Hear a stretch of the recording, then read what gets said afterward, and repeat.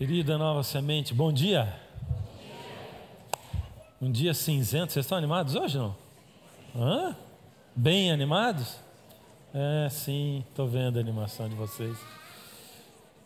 Semana passada a gente teve um encontro muito legal no auditório da associação com todos os voluntários, os novos voluntários, tinha 120 lá, foi muito legal, por isso que eu não estava aqui com vocês, né? De tarde eu tive também na nossa outra igreja que faz parte aqui da Nova Semente, que foi a Cia da Vila, fiquei com eles até 8 da noite, mas hoje estamos aqui, né? Bem-vindo você que veio de qualquer lugar do Brasil, do mundo para visitar a gente, conhecer nossa comunidade. É uma comunidade acolhedora, muito gostosa, eu acho que você está sentindo isso, né? Você também que frequenta aqui, ou que está pensando em frequentar, eu vou dar 2 anúncios para você. Primeiro, semana que vem, sexta-feira, a gente vai ter vigília, tá? Sexta-noite, das 20h30 às 10h30. Vamos parar um tempo assim especial para orar. Você é nosso convidado para vir e para trazer alguém. E hoje à tarde a gente tem o início do Viva, uma série especial que a gente tem aí, uma constelação de convidados para fazer, né? É um tema só, um assunto só, sobreviventes, mas a gente tem hoje o Tiaguinho, que apresentou o Código Aberto, e tem o Odailson, a gente tem o Edson Nunes e tem o Igor Bolichowski, tá? Fazendo essa série para nós. Aí é o momento de você trazer alguém que você conhece, que você ama, para ouvir a palavra de Deus, saída dessas mentes que Deus tem iluminado, tá bom? Hoje a gente continua com a série de parábolas. Eu tinha me programado para falar sobre uma parábola.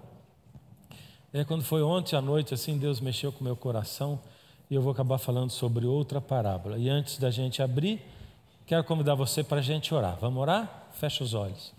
Deus amado, temos estado aqui na sua presença.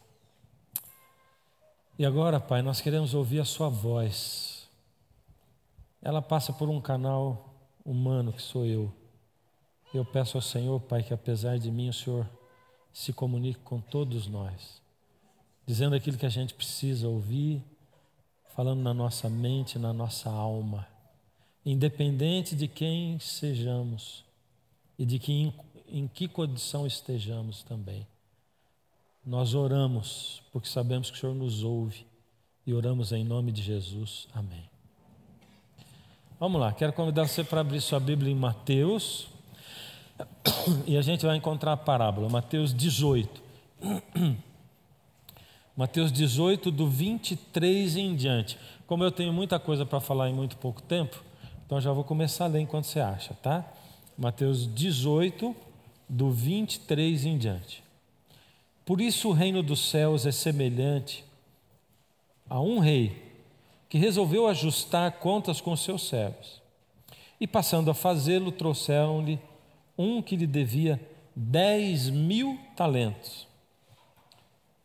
Não tendo ele, porém, com que pagar, ordenou o Senhor que fosse vendido ele, a mulher, os filhos e tudo quanto possuía, e que a dívida fosse paga. Então o servo, prostrando-se, reverente, rogou: sê paciente comigo e tudo te pagarei. E o senhor daquele servo, compadecendo-se dele, mandou-o embora e perdoou-lhe a dívida. Saindo, porém, aquele servo, encontrou um dos seus conservos que lhe devia 100 denários.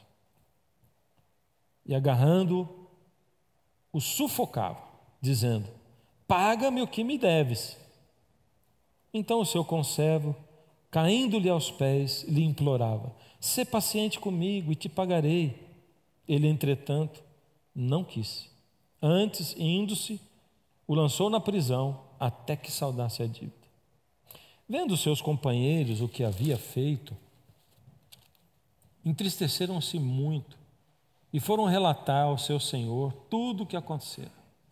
Então o seu senhor, chamando-lhe, disse: servo malvado, perdoei aquela dívida toda que você tinha comigo, pois me suplicaste. Não devias tu igualmente compadecer-te do teu conservo, como também eu me compadeci de ti? E indignando-se o seu senhor, o entregou aos verdugos, até que lhe pagasse toda a dívida. E agora a parte final. Assim também meu Pai Celestial vos fará, se do íntimo não perdoardes cada um o seu irmão. Complicado, não é? Pensa bem. Para a gente falar dessa parábola, eu vou dar uma volta, tá? E vamos começar de um lado até chegar lá. E aí a gente vai começar em Atos 6. Vamos lá para Atos 6? Num momento muito interessante da história do mundo e da história da igreja. Aqui era a igreja primitiva. Essa igreja tinha acabado de receber a plenitude do Espírito Santo. Então era uma igreja plena do Espírito Santo. Os discípulos estavam lá, os apóstolos estavam lá. A igreja crescia assim exponencialmente. Milhares se convertiam cada dia. Essa era uma igreja de poder, que crescia com poder, que se expandia. Aonde estavam os discípulos, os milagres, tudo estava ali. Mas essa igreja tinha problema também. Parece que não combina as duas coisas, não é não? Pensa bem.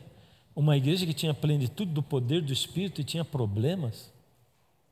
Não combina, combina? Mas isso é para a gente saber que mesmo aonde tem a plenitude do Espírito, os discípulos, ainda assim vai ter problema. Porque tem gente, entende? Tem gente, vai ter problema. Mesmo uma casa onde tem um monte de gente que crê em Deus, vai ter problema. A igreja vai ter problema. Bom, o problema ali, eram vários problemas, mas um problema, ele cresceu muito e virou um problemão, que era uma questão mecânica da distribuição diária dos pães. Eu não vou me demorar muito, mas um grupo, que eram as mulheres dos helenistas, começaram a se sentir prejudicadas na distribuição do pão, porque dizia-se que as mulheres dos judeus, as viúvas dos judeus, ganhavam mais alimento do que elas. Era isso.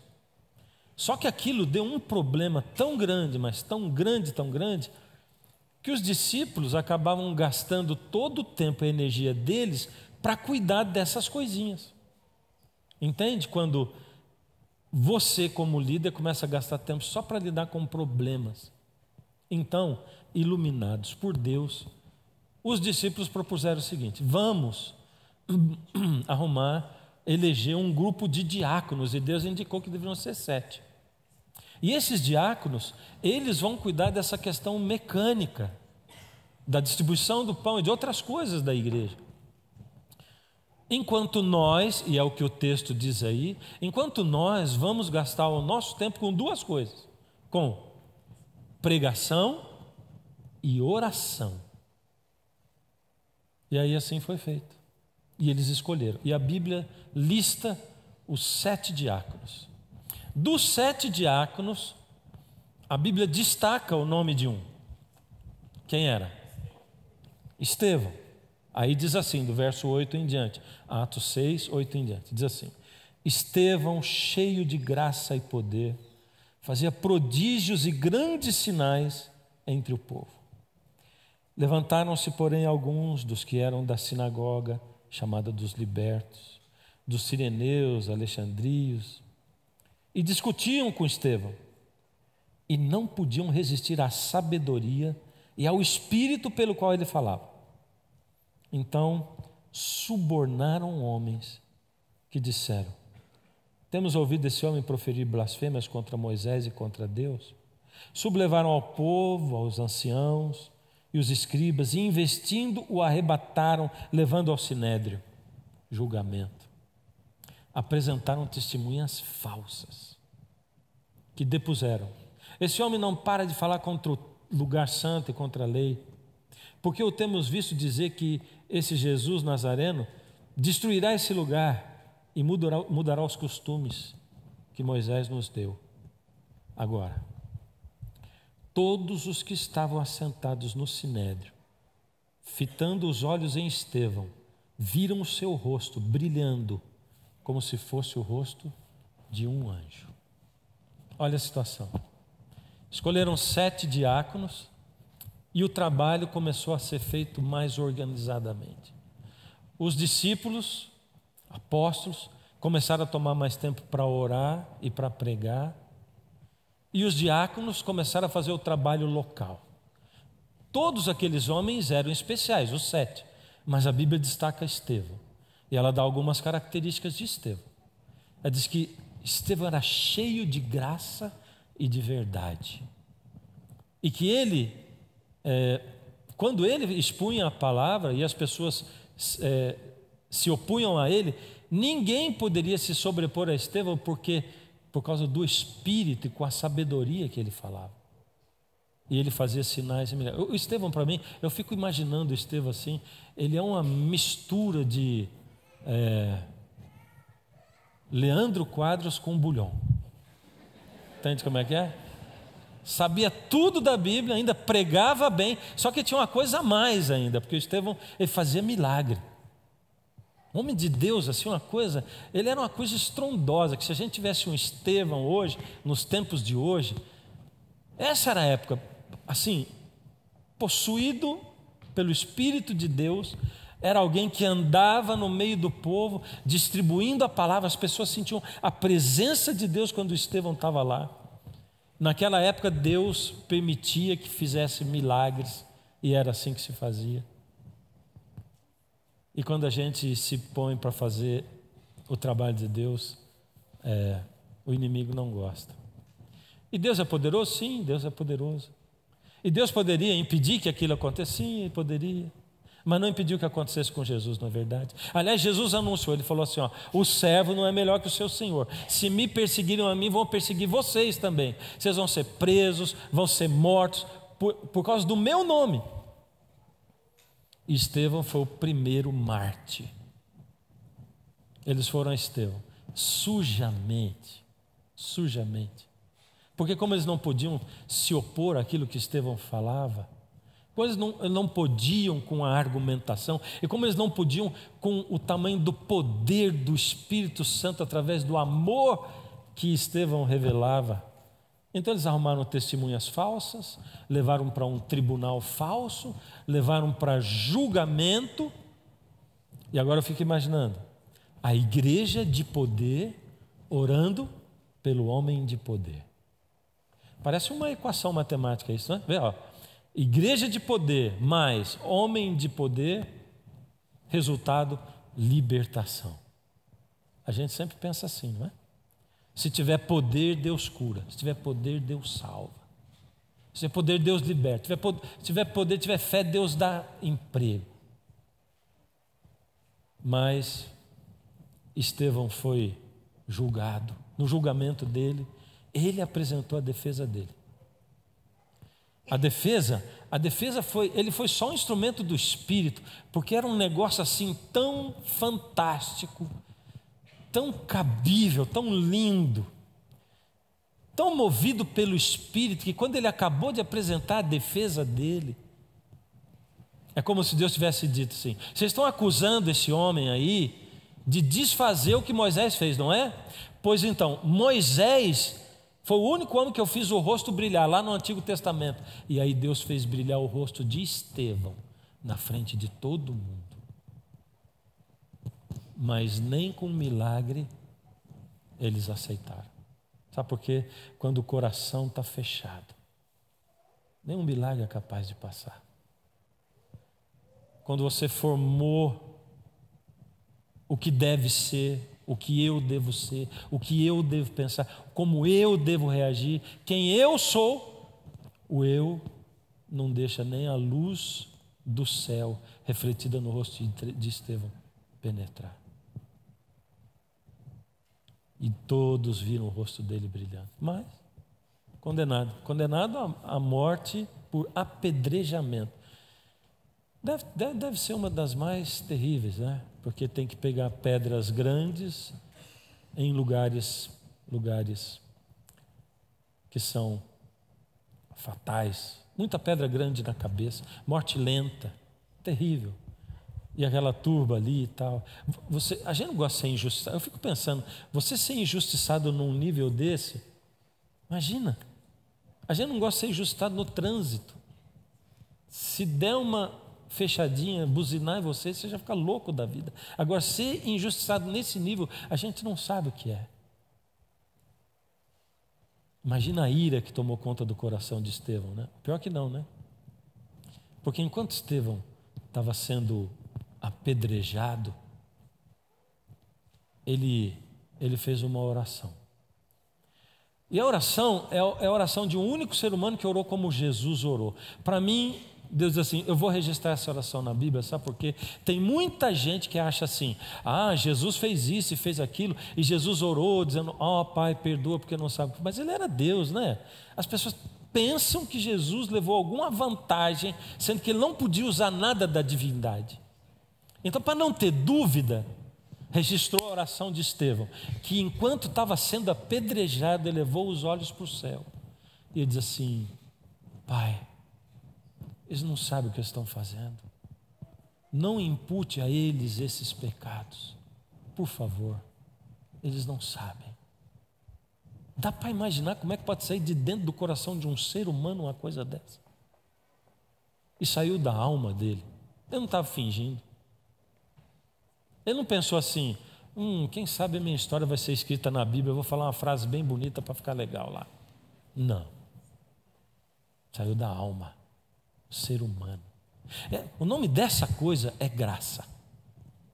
Era a graça de Cristo refletida na alma de Estevão e compartilhada através daquele gesto. Veio do fundo da alma dele, maturidade espiritual, graça. Só Deus é capaz de refletir uma graça assim, seja através dele ou de qualquer outro ser humano. Graça. Essa palavra é suave, é doce, não é não? Graça. Não é maravilhoso a gente saber que nós temos uma graça dessa à nossa disposição? Vamos ver a parábola do filho pródigo, por exemplo. Ele sai de casa, pede o dinheiro do pai. Quem está contando a parábola é Jesus, e diz que o pai deixou ir, e não diz assim, então vai conter o dinheiro. Não, ele deu o dinheiro e ficou esperando o filho voltar. Não amaldiçoou, não tirou o dinheiro, não rogou praga, ele deixou livre. A graça ela é tão maravilhosa, que ela chega a ser perigosa. Na parábola do filho pródigo ela é perigosa. Porque o pai deixou, e eu vou dizer para você, você que é pai, você que é mãe, se tem uma coisa difícil na vida da gente, é deixar um filho ir. É ou não é? Principalmente quando ele vai para longe de Deus. Como é difícil deixar um filho ir. E quando você acha que já está na hora dele voltar, ele está indo ainda. Né? Como é duro. Mas o Pai, o Senhor Jesus, vai. Graça, graça ilimitada. Como é possível? Eu me lembro de uma vez, eu era pastor no interior, 3 horas da manhã tocou o telefone em casa. Do outro lado uma mulher chorava, demorou para eu reconhecer a voz dela. Era membro de uma igreja minha. Ela diz assim, pastor, o meu menino morreu, pastor. Eu preciso que você faça o funeral dele amanhã. Desculpa, pastor, desculpa. O meu menino morreu. E ela começou a contar como é que o menino morreu. Aí ela pedia desculpa de novo. E ela contava de novo. E eu conheci o menino dela. O menino dela nasceu na igreja. Ele participou de desbravadores, ia na escola sabatina. Mas quando ele ficou adolescente, se misturou com más companhias. Ele conheceu as drogas. E como ele era muito pobre para comprar droga, ele tinha que vender droga para poder ter droga. Ele descobriu que ele era bom para vender droga. E ele, com 18 anos mais ou menos, se tornou o líder do tráfico na região. Naquela noite, ele tinha sido morto porque a facção inimiga entrou em guerra com eles. Ele morreu com 10 tiros pelas costas. Esse era o menino dela. Eu digo, irmã, por que você está falando desculpa? Estou pedindo desculpa, pastor, porque eu estou colocando você num beco sem saída. Pensa que eu não sei? O que você vai falar amanhã no enterro do meu menino? Você vai dizer que espera que Jesus volte e que a sepultura dele se abra e que ele seja levado para o céu? E ela chorava e disse: você não vai ter o que falar no enterro do meu menino amanhã. Me desculpa. Eu disse: irmã, o ladrão na cruz escancarou a porta da graça. Pensa, um homem que viveu a vida inteira praticando a não graça, a desgraça, a vida inteira. Ele não teve tempo para descer da cruz e provar que tinha mudado de vida. Ele não teve tempo para descer da cruz e provar que agora ele ia guardar os mandamentos e que ele ia devolver tudo que ele roubou e que ele ia ressarcir as pessoas. Ele teve um tempinho assim.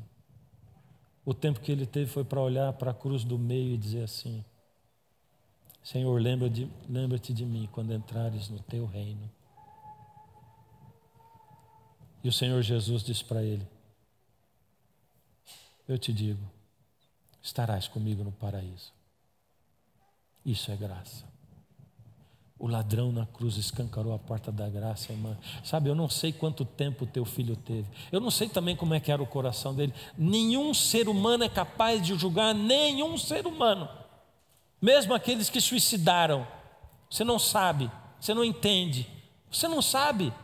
Irmã, como que você pode, ou eu, julgar o seu filho? Eu não sei como era o coração dele, eu não sei quanto tempo ele teve, mas se ele teve tempo e um coração puro para dizer: Senhor, me perdoa, eu quero estar contigo no paraíso, com certeza ele ouviu a voz de Jesus dizendo: estarás comigo no paraíso. Então, irmã, amanhã eu vou dizer que eu espero que quando Jesus volte, a sepultura dele se abra e ele corra para os seus braços e você o beije e o abrace e vai viver a eternidade com ele.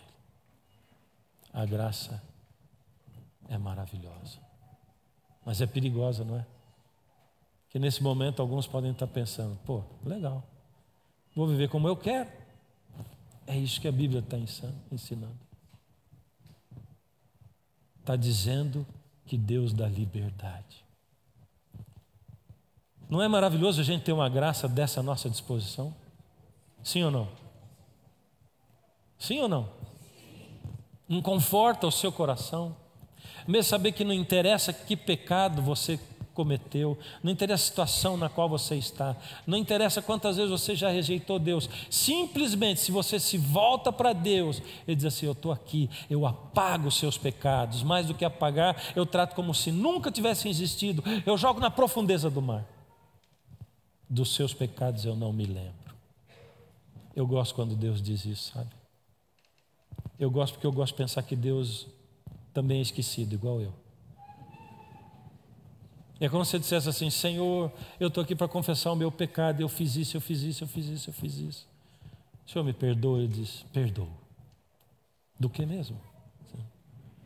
Mas Senhor, eu acabei de falar isso, perdoa? Perdoo. E desculpa, já não estou lembrando. Deus não lembra, entende? Dos teus pecados não me lembro. Aí os discípulos pediram para Jesus para ele ensiná-los a orar. Mateus 6. E Jesus ensina: portanto, vós orareis assim. Dá para falar comigo? Pai nosso que estás nos céus, santificado seja o teu nome. Venha o teu reino.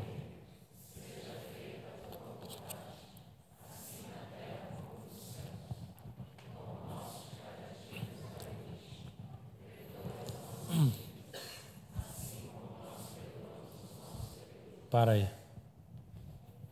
Prestou atenção no que você falou?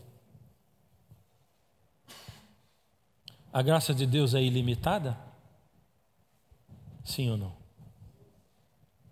Ela é ilimitada? Sim ou não? A graça de Deus é ilimitada, mas tem um limite. Da parte de Deus é ilimitada. Mas quem põe o limite somos você e eu. Diz assim: filho, a minha graça para você é ilimitada e é você que vai escolher o quão abrangente ela será para você. eu vou exercer minha graça sobre você à medida em que você exercer a graça sobre o seu próximo. Na medida em que você perdoa os outros, eu perdoo você. Por isso Jesus contou aquela parábola. Por isso Jesus contou a parábola do camarada que devia um monte e foi perdoado. E ele saiu dali todo alegre e encontrou um pobrezinho que devia uma merreca para ele. Ele disse: me perdoa. Ele disse: não, perdoo não. Porque nós carecemos da graça de Jesus todo dia, toda hora, todo minuto. Todo tempo a gente olha para nós mesmos e nos perdemos na autocomplacência, na autocompaixão, e dizemos: ó Senhor, eu preciso do Senhor, me perdoe, eu pequei de novo na mesma. Ele diz: tá bom, eu te perdoo. E quando a gente vai para a rua e alguém fala: e fulano? Diz: ai, nem fala nesse nome. Coração amargo, eu não gosto de ouvir nem falar nessa pessoa. E alguns crentes em igreja que tem 2 cultos, um frequenta um culto e o outro, para não encontrar. Às vezes passando na rua, no shopping: estragou meu dia hoje, vi tal pessoa. E eu me lembro de 2 irmãos, passaram a vida inteira brigados, 15 anos de briga, já idosos. Um deles foi para o hospital, para a UTI, e ele disse para mim: eu queria falar com meu irmão, reconciliar com ele. E eu fui visitar o irmão dele. O irmão diz assim: não vou mesmo. A vida inteira pisou em mim, agora porque ele vai morrer, ele quer falar comigo? Que morra. Que coisa tremenda. Sabe, quando você não perdoa alguém, alguém sofre muito. Esse alguém é você. Você carrega o peso do não perdão. Você carrega a amargura da alma. Você carrega o rancor, o ódio, e achando que você está castigando a outra pessoa, você castiga a si mesmo. Mais do que tudo, você fecha uma porta de entrada do Espírito de Deus no seu coração. E aí não tem como o Espírito fluir de você para as outras pessoas. E você se torna uma ilha em si mesmo, voltado para si. Uma ilha de amargor, de ódio, de rancor, de ira e de não perdão. Sabe quando a pessoa compra um carro bem legal, a gente diz que ela comprou um carrão. Quando a pessoa compra uma casa bem legal, a gente diz que ela comprou um casão. E quando a pessoa perde muita coisa, a gente pode dizer que ela deu um perdão. Porque perdão, na verdade, é uma perda muito grande. Para perdoar, você tem que escolher perder. É isso. Perco, abro mão. Por isso que Jesus contou a parábola falando de um homem que devia muito para o outro, e o outro desculpou. Desculpar é o quê? Isso eu dou como perdido. Perdido, não interessa se está me pedindo perdão ou não, eu perdoei, eu não carrego mais esse fardo em mim, eu não tenho rancor, eu não tenho raiva, não carrego ódio, não carrego nada, eu perco, pronto, eu perco isso e ganho leveza, e ganho o Espírito de Deus, ganho amizade, ganho amor, ganho misericórdia. Perdão. Sabe, ali na sala do Sinédrio, tinha um coração sincero. Lembra quem era? Quando Estevão foi julgado, e quando o rosto dele brilhou, tinha um coração sincero. Era Saulo. Saulo ouviu a defesa de Pedro. O coração de Saulo tremeu. Ele ficou tão em dúvida que ele não teve coragem de jogar pedra em Estevão. E ele procurou subir em cima do muro. E em cima do muro para Saulo foi: gente, a roupa de vocês não vai ficar no chão, eu seguro. E ficou olhando eles apedrejarem. Mais tarde Paulo diz assim: eu consenti com aquilo, eu participei, porque eu segurei a roupa de quem apedrejou. Mas a consciência de Saulo estava em frangalhos. Saulo não dormiu aquela noite. O Espírito falava com Saulo. Saulo foi para os líderes dele no outro dia: gente, vocês ouviram a defesa dele, vocês viram o rosto brilhando? Mas sabe que De repente, o poder todo se virou contra Saulo, dizendo assim: você está mudando, Saulo? Justo você tão promissor, nós julgávamos que você fosse o nosso novo líder, Saulo, você mudou. E Saulo recuou, né? Que a gente recua muitas vezes diante do testemunho e da perda de visibilidade, a gente recua. Não, eu não mudei. Como não mudou? Você mudou assim, você está indo atrás desses crentes, esse povo do caminho aí, você está em dúvida. Não, não estou em dúvida, eu só estava comentando com vocês. Então me deem aí uma carta e eu vou perseguir, pode botar que eu vou perseguir mulher e criança também. E lá foi Saulo com um pequeno exército, um batalhãozinho, para Damasco. E lá no meio do caminho, Jesus aparece para Saulo. Ainda bem que eu não sou Deus, viu? Porque assim, frequentemente a gente discorda de algumas coisas que Deus faz, é ou não é? Você, puxa, mas por que Deus fez assim? Eu sempre fico perguntando uma coisa para Deus: por que o Senhor fez a mexerica para dar no inverno, que é quando eu não tenho vontade de comer mexerica? Isso é no verão, é ou não é? A gente é o reformador do mundo, assim, né? No verãozão quer comer a mexerica. Não, ela só dá no inverno. Poxa. Se eu fosse Deus, eu não ia aparecer para Saulo no caminho de Damasco. Não tinha nem público para ver. Sabe a hora que eu ia aparecer? No apedrejamento de Estevão. Multidão na praça. Saulo cheio de roupa, olhando. Todos aqueles banana com a pedra na mão. E eu, Deus, ia trovejar. Eu ia dizer: o que vocês estão fazendo? E as pedras iam cair. Eu ia dizer: ei você, Saulo! Uau, Saulo ia ter um ataque do coração. Mas, sabe, Deus sabe todas as coisas, né?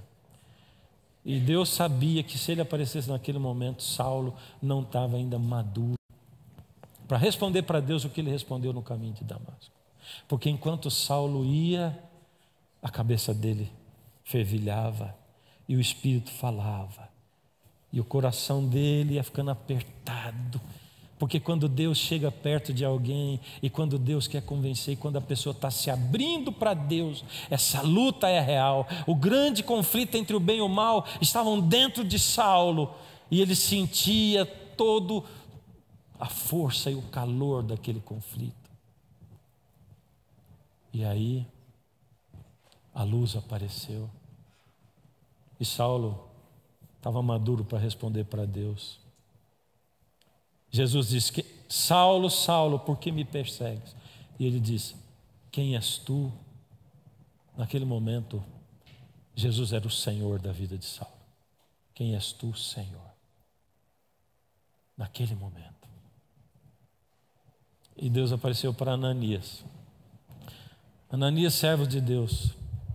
Ananias, ó Senhor, o Senhor está falando comigo? Não tenha medo, Ananias. Você vai me servir. Tem um homem cego. Pois não, Senhor. E você vai curá-lo para mim. Pois não, Senhor. O nome dele é Saulo. Essa parte eu não entendi bem, Senhor. Todo mundo sabia que o Saulo estava indo para perseguir cristãos. Aí Deus diz assim: ele é um vaso escolhido por mim.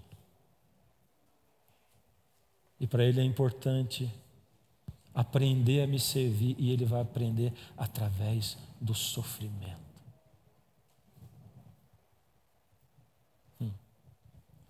Talvez a igreja... Bom, tem algumas coisas que eu fico pensando de ver no céu, sabe? Você também fica, né?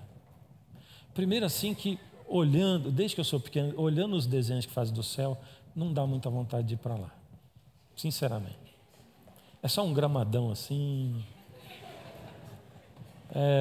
A cidade parece meio friona também. O povo tudo vestido de branco, descalço. Qual a mulher que vai querer ir para o céu? Tem sapato lá, pensa bem.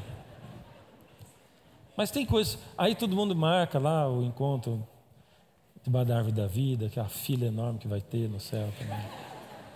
De qualquer jeito eu tenho meu sonho. Eu ainda quero arrumar um ilustrador que faça um céu assim, que a garotada olha assim, uau, eu quero estar no céu.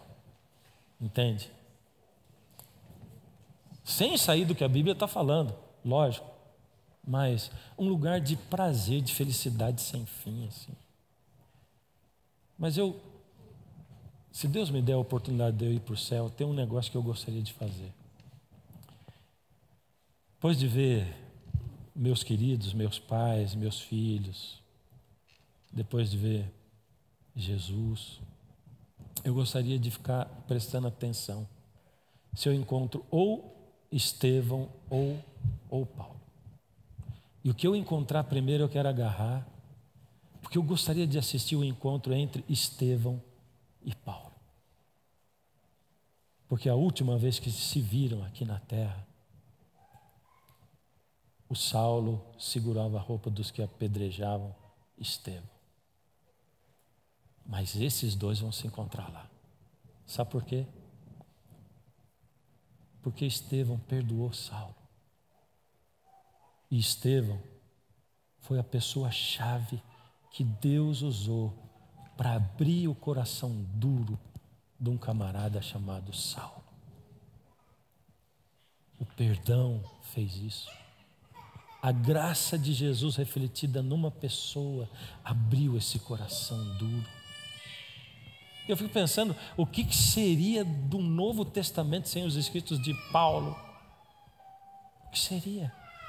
A igreja até pode ter pensado assim, mas justo agora morreu Estevão, nosso grande pregador e tal.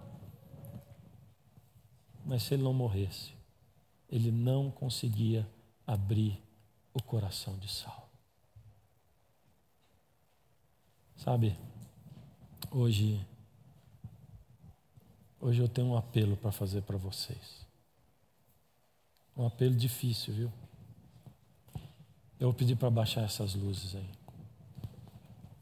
E vou descer aqui. Porque a gente vai vivendo a vida da gente nesse mundo e vai acumulando desilusões. Porque nós somos tão fraquinhos, tão tolos, né? A gente se acha tão digno. Acumulamos incertezas, fraquezas, desafetos. Aí o nosso orgulho mas como eu vou perdoar? E aí vem as desculpas de sempre. Mas eu já tentei tantas vezes, essa pessoa não quer. Aí vem aquele tanto de coisa assim. Mas hoje Deus vai chamar você para exercer a graça, para perder mesmo. Perca, apaga, zera a conta do outro. Sinta a leveza do perdão. Então você que precisa perdoar alguém, vou chamar você para vir aqui à frente. Se a pessoa estiver aqui, você pode ir na cadeira dela, assim, dar a mão para ela e vem aqui junto. Difícil, né? Nossa, mas todo mundo vai ver. E você sabe que o povo não sabe que você está brigadinho com ela? Não. Está todo mundo sabendo dessa briga. Vai lá, dá a mão. Vem. E eu quero ver aqui essa frente cheia dessa coisa chamada graça. Mas pode ser também que a pessoa não esteja aqui, sabe? E se a pessoa não estiver aqui, mas Deus está falando com você, diz assim, para, acabou, não vai levar mais esse peso. Aí não tem problema. Você sai daí e vem aqui do mesmo jeito.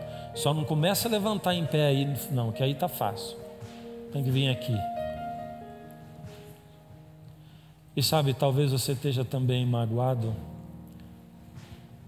pisado pela igreja. Nós, pastores, ou alguém que passou antes, ou alguém com quem você conviveu em outra igreja e você desacreditou dessa coisa da igreja. E eu estou aqui. Você pode vir me abraçar aqui. Pode vir me abraçar. Eu vou representar a igreja hoje. Ou se você tiver alguma coisa comigo também, pode ser. O grupo do louvor vai começar a cantar, mas faz isso mesmo, vem. E se por acaso chegar uma pessoa aqui, estiver aqui sozinha, e você vê que ela está aqui, sai daí, vem e fica do lado dela, não fica do outro lado não. Não precisa ficar virado para lá não, vira para cá, tá bom? Vira para cá. Mas hoje a salvação chegou nessa casa. Vamos cantar e vamos ver. Vocês estão chegando, chega bem pertinho aqui, por favor. Chega para cá. Deus abençoe. O homem do vinho. Você é muito preciosa para mim, viu? A dúvida é fome. A vida é uma busca.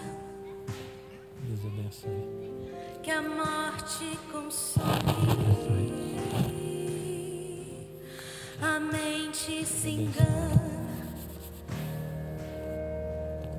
A prova é tão pouco. Se um dia estou firme,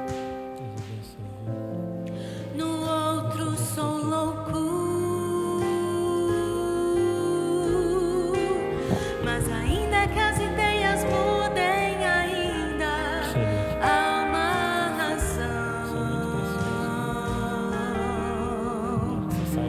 E ainda que as coisas passem no tempo, ele não mudará. Escolho ser fiel. Escolho ser fiel ao que escolhi. Escolho ser fiel. Escolho ser fiel a quem me escolher. Os cetros se inclinam, o certo não muda, os livros se rasgam, o verbo perdura, o amor vai à luta, a fé cruza o vale, na sombra eu me calo, naquele que fale. Mas ainda que meus pensamentos vão longe, eu fico perto. E ainda que meus sentimentos me tragam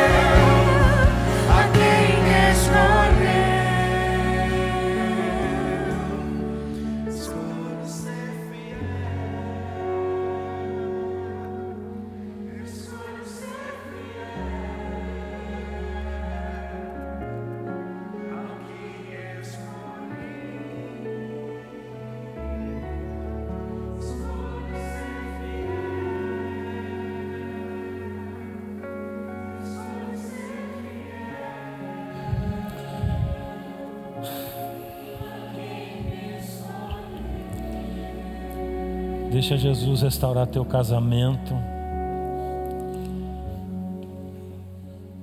Se deixa receber o perdão dele, que é ilimitado.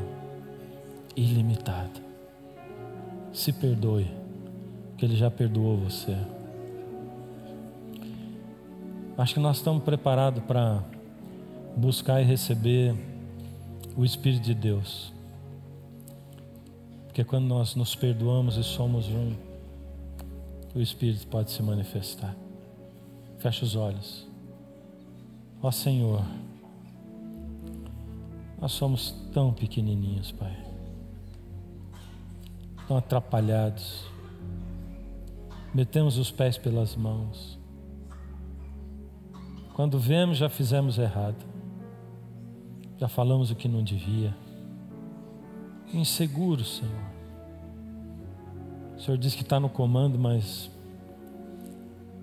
nem sempre a gente acredita.